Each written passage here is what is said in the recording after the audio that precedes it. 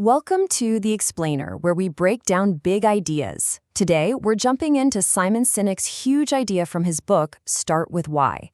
We're going to look at that one hidden thing that all the great, inspiring leaders seem to share. All right, let's kick things off with a story. A puzzle, really. Picture this. It's the early 1900s, and there's this massive race on. Who can be the first to actually achieve powered flight? And you've got two groups, two very, very different teams, gunning for the exact same prize. So, in one corner, you've got this guy, Samuel Pierpont Langley. I mean, he had it all. The money, the right connections, a dream team of the smartest people around. And then, in the other corner, the Wright brothers. They had, well, pretty much nothing.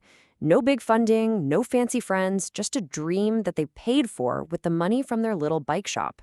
I mean, on paper, it's a total no-brainer, right? One guy has every single advantage, and the others, they've got none. So why on earth did the team with nothing change the world while the guy with everything failed? This isn't just some old story. The answer to that question, it points to this hidden pattern, this different way of thinking that really separates the people who inspire us from, well, everyone else. Okay, so to really get why the Wright brothers pulled it off, we first have to look at how most businesses and organizations try to get us to do stuff. And Sinek's take on this is pretty blunt. He says it's basically a game of manipulation, not real inspiration. And you know these tactics. You see them literally every single day. They're the go-to tools for businesses, right? Price drops, those limited time-only deals, ads that play on our fears or our dreams, or even just good old-fashioned peer pressure. And look, this stuff works, but the effects, they're almost always just for the short term. Let's take novelty, for instance. It often gets dressed up to look like real innovation. Think about this. By 2009, Colgate had 32 different kinds of toothpaste on the shelf. 32. You know, with whitening, tartar control, sparkly new stripes, whatever. Each new little feature was just there to get you to buy it, right now. But that whole cycle of just adding more stuff, it doesn't build loyalty. It just turns your brand into another option on a crowded shelf. And this right here, this is the key difference. Manipulations can absolutely get you a sale, maybe even a few repeat sales, but they don't create loyalty. Loyalty, that's when someone is willing to turn down a better price or even a better product just to stick with you. That's a kind of connection that manipulation just can't buy. Okay, so if manipulation isn't the long-term answer, then what is? Well, Sinek says that the leaders who really inspire people use a totally different playbook. It's a framework he calls the Golden Circle. It's actually pretty simple. It's made of 3 layers. On the outside, you have the what. Every single company on the planet knows what they do. They know the products they sell or the services they offer. Easy. The next ring in is the how. Some companies know how they do what they do. You know, their special process or what makes them different. But that tiny circle in the middle, that's the why. And this isn't about making money. That's just a result. The why is the whole point.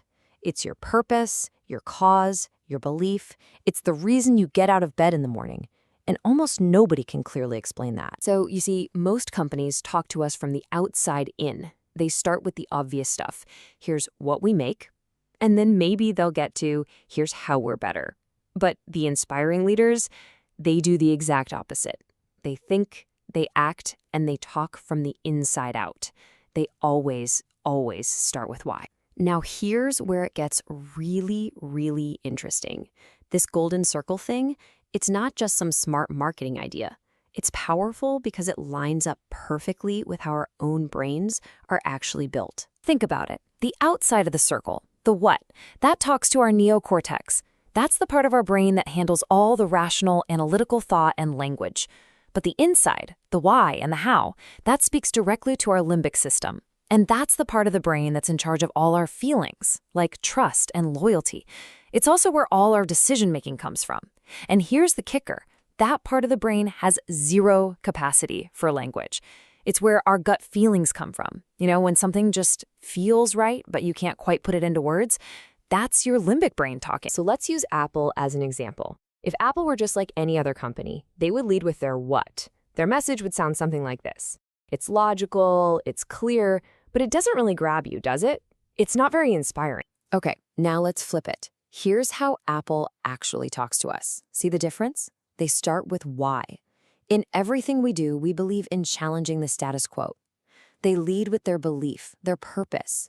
And by doing that, they're talking directly to that emotional decision-making part of our brain. And the what, the great computers, that just serves as the proof of their why.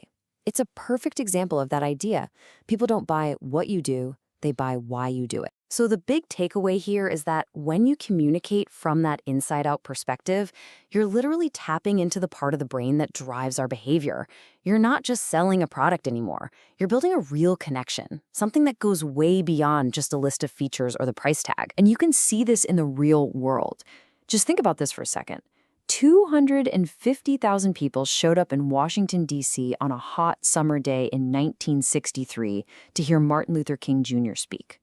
I mean, there were no invitations mailed out. There was no website to check for the date. So how in the world did all those people know to show up? Well, they showed up because Dr. King didn't go around telling people what needed to change in America. He told them what he believed.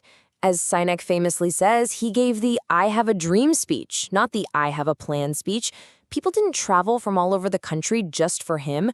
They showed up for themselves. They came because they believed what he believed. It was their dream too. And this lines up perfectly with something called the law of diffusion of innovations.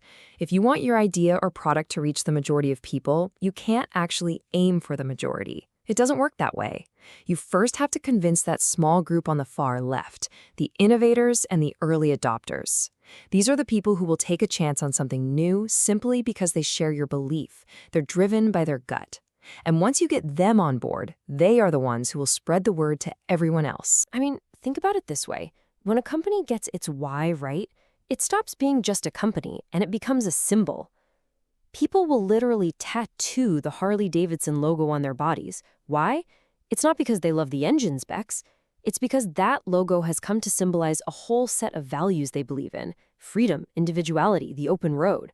That logo isn't Harley's anymore. It's theirs. It's a symbol for their own why. Okay, so how do we actually use this? How do we put it into practice? Well, Sinek gives us a really simple, practical filter to make sure we're staying true to our own purpose. He calls it the celery test. It goes like this. Let's say your why, your core belief is, I only want to do things that are healthy and good for my body. Simple enough. Then you go to the store and you get all this advice. You should buy M&Ms. Get some Oreo cookies. Oh, and you need celery and rice milk. Well, if you filter all that advice through your why, what do you buy? You only buy the celery and the rice milk. The M&Ms and Oreos don't fit. Suddenly, your decisions become super simple, totally authentic, and your shopping cart itself is a symbol of what you believe in. And really, that's what it all boils down to. It all comes back to this one idea. It doesn't matter if you're building a company, starting a movement, or just figuring out your own life. The goal isn't to do business with everybody who needs what you have. The goal is to do business with people who believe what you believe, because that's where true trust and real loyalty start. And that takes us all the way back to where we started, with the Wright brothers. They succeeded where a better-funded, better-equipped team failed. Why? Because they were driven by a crystal-clear, powerful why. They had a belief that if they could figure out powered flight, it would change the course of the world. And that belief, that purpose, is what inspired their small team to do the impossible. So that leaves us with one final thought. And this question isn't just for big leaders or companies. It's for you. What's your why?